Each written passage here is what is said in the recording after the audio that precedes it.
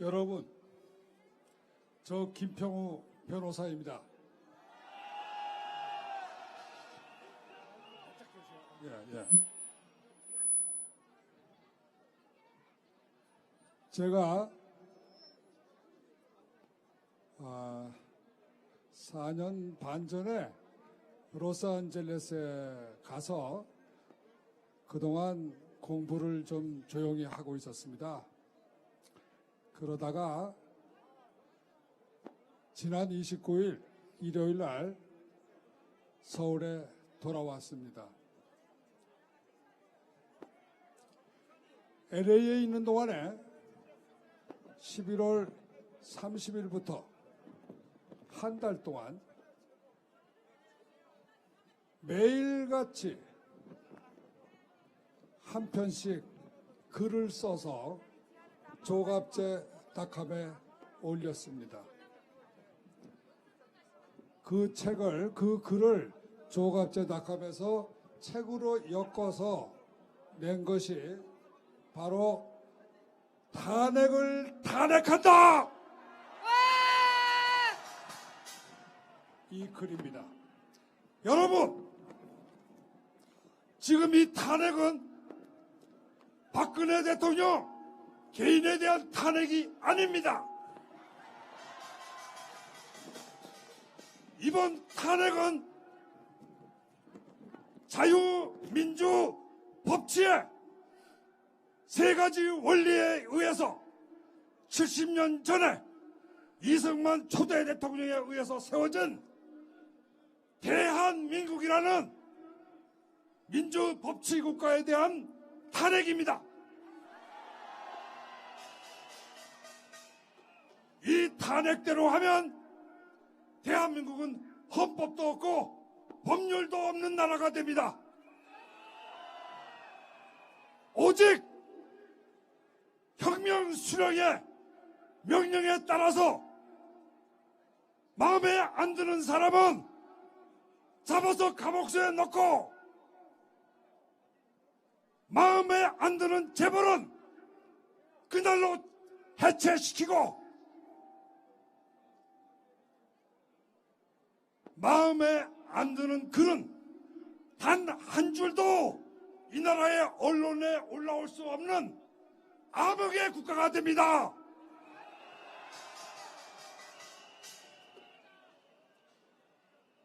우리나라가 대한민국이 북한보다 못한 게 뭐가 있습니까? 우리가 못 삽니까? 자유가 없습니까? 헌법이 없습니까? 박근혜 대통령에 대한 탄핵 소추장을 여러분들 읽어보신 분 얼마나 있습니까? 국회는 탄핵 소추장을 일반에게 공개하지 않고 바로 헌법재판소에 보냈어요. 그 탄핵 소추장을 읽어보면 박근혜 대통령은 국민주권의 원칙부터 시작해서 법치주의, 평등의 원칙, 생명의 존중, 이런 모든 헌법상의 권리를 위반한 이 세상에 가장 악랄한 독재자입니다. 여러분, 그게 사실입니까? 아니죠? 제가 글에다 썼습니다. 이 탄핵 소추장은 민주국가 대한민국의 대통령 박근혜에 대한 소추장이 아니라 북한의 김일성 3대 세습정권, 세계 최악의 폭력정부 김정은에 대한 탄핵 소추장으로 딱 맞는 것입니다. 맞습니다. 다음에 그 탄핵 소추장의 상당 부분은 뇌물죄에 관한 것입니다. 뇌물죄, 무엇이 뇌물이냐? 미르재단, K스포츠재단, 여기에 재벌들에게 출자하라고 강요를 해서 700억, 800억을 출연시킨 게 뇌물이라는 겁니다. 여러분,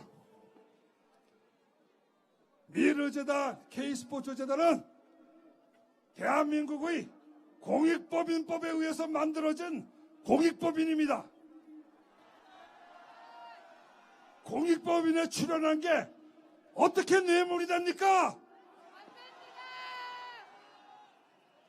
공익재단은 박근혜 대통령만 만든 게 아닙니다. 이명박 대통령도 미소재단이라는 공익법인을 만들었습니다. 금융기관들로부터 2천억에 달하는 헌금을 모았습니다. 노무현 대통령도 빈부격차 해소라는 미명하에 2,800억에 달하는 헌금을 기업들로부터 거뒀습니다. 여러분,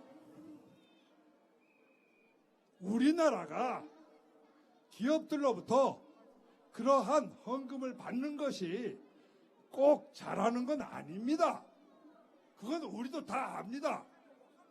그러나 국가 재정으로 할 수 없는 여러 가지 일들이 있기 때문에 대통령들이 그러한 공익법인을 만들어서 국민들에게 봉사한 것입니다. 그래서 그런 것들을 우리는 준조세라고 합니다. 그런데 준조세를 범죄로 한다는 건 말이 아닌 거예요. 더군다나 대통령이 누굽니까? 아니 이게 공무원하고 같은 겁니까 그게? 공무원은 뇌물죄가 될 수 있지만 대통령이 돈을 받는 것은 정치자금이에요. 정치자금. 그거는 뇌물이 아닙니다. 그리고 이번에 받은 돈은 공익재단에 다 들어가 있습니다. 아니 누가 그 돈을 빼먹었다는 거예요 도대체? 말이 안 되는 소리 아닙니까? 심지어는 서울지검의 이영렬 부장도 최순실이 기소할 때 그 부분은 뇌물이 아니라고 했습니다. 그런데 국회가 느닷없이 죄명을 붙인 거예요. 뇌물죄로. 이게 말이 되는 거예요. 자, 그러면 헌법 위반도 없고 법률 위반도 없는데 제가 보니까 한 10분만 읽어보면 죄 안 되는 게 빤히 드러나요. 뭐가 이렇게 어려워서 재판을 하는데 이렇게 오래 걸립니까? 또 여러분 아십니까? 이번에 국회가 탄핵소추장을 낼 때 탄핵소추 사유가 13가지입니다. 원래 한 가지 사유만 인정이 돼도 탄핵이 될 수 있기 때문에 탄핵 사유가 13가지일 때는 한 사유마다 개별적으로 토의를 하고 표결을 해야 됩니다.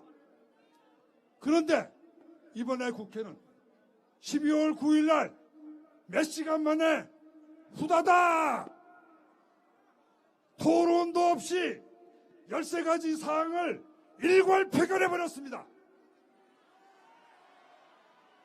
남의 나라에서는 석 달, 넉 달 걸릴 탄핵 심의를 단 몇 시간 만에 끝내버렸습니다.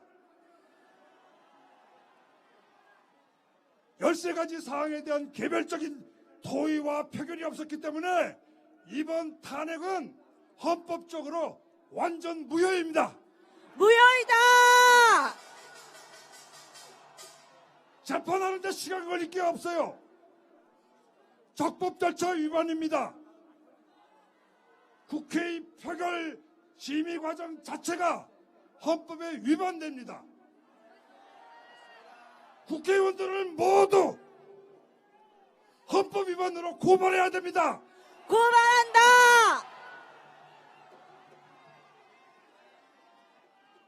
여러분, 거기까지도 좋습니다. 그거는 재판하면 가려질 테니까. 아무리 우리나라 법관들이 법을 잘 몰라도 그런 거 쉬운 것까지야 틀리겠습니까?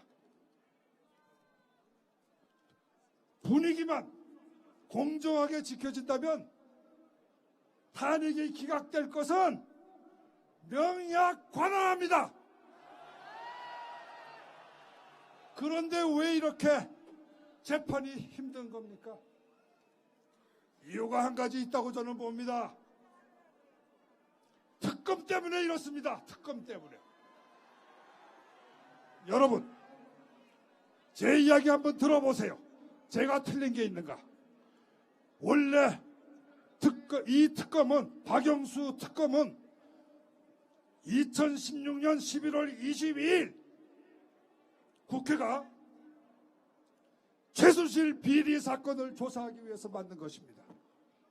그런데 그 며칠 뒤에 서울중앙지검에서 특수부에서 며칠간 조사한 끝에 최순실이를 형사법원에 기소했습니다.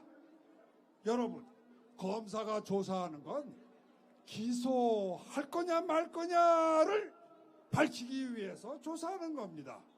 이미 기소가 됐으니까 조사할 게 더 없어요.